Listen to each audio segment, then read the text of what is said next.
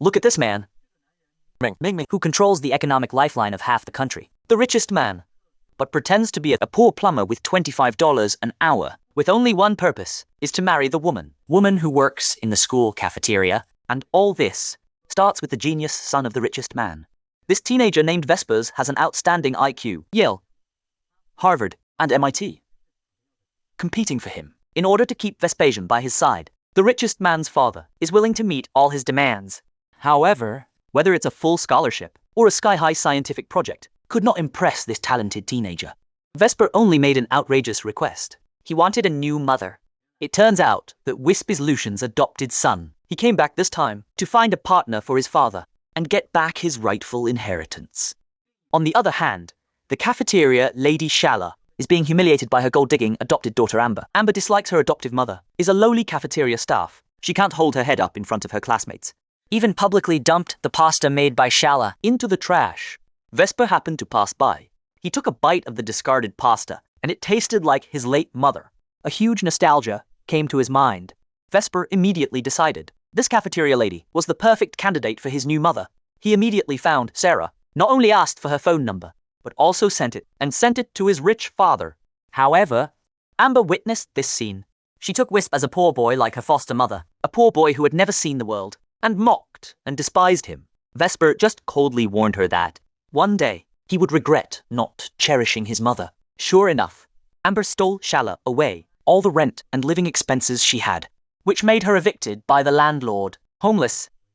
Just when Sarah was most desperate, she received an invitation from a strange man. And this man is the billionaire who, disguised as a plumber, Lucian, wanted to satisfy his son and to experience the life of ordinary people. Lucian wore the cheapest clothes the butler found, costing less than $100,000. He had a hilarious blind date with Sarah. He claimed to be a plumber with $25 per hour and rented a house. And Sarah also confessed her embarrassing situation. Two people who were equally poor but desired stability. They hit it off. To give his son an explanation, Lucian actually proposed to Shala on their first date. Proposed to her on the first date. Thus, two middle-aged people from the bottom quickly got married to hide his identity.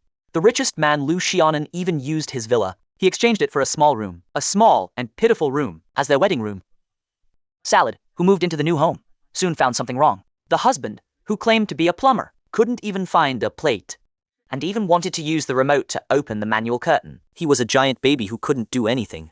Although Sarah was full of doubts, but was still moved by Lucian's clumsiness and sincerity, moved by him. However, her peaceful life was soon disrupted. Amber's noble school was going to hold a parent-teacher meeting. He strictly forbids her to attend, for fear that the cafeteria lady and plumber stepfather would embarrass him in front of the whole school, and cruelly mocked Shala, the old clothes covered in oil stains. Her mother's dignity was trampled on. Salad was determined to fight for herself.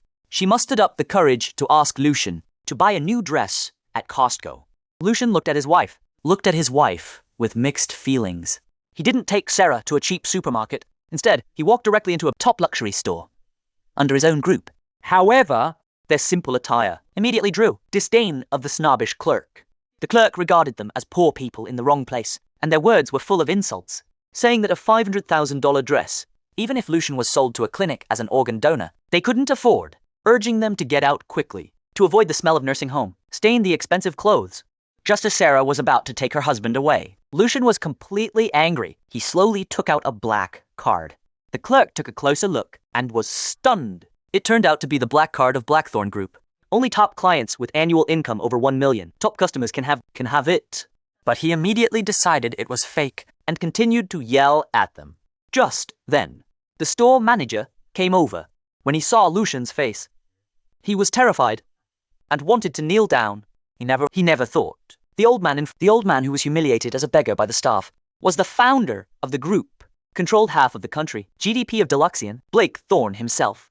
The manager immediately ordered the store closed and packed all the clothes Sarah had tried on, packed them all, for free, hoping the richest man would calm down. The arrogant clerk finally learned the true identity of Lucian and was scared to death and was fired on the spot. Seeing the magical scene in front of her, Sarah was completely confused. She asked who Lucian was exactly, why the store was so afraid of them.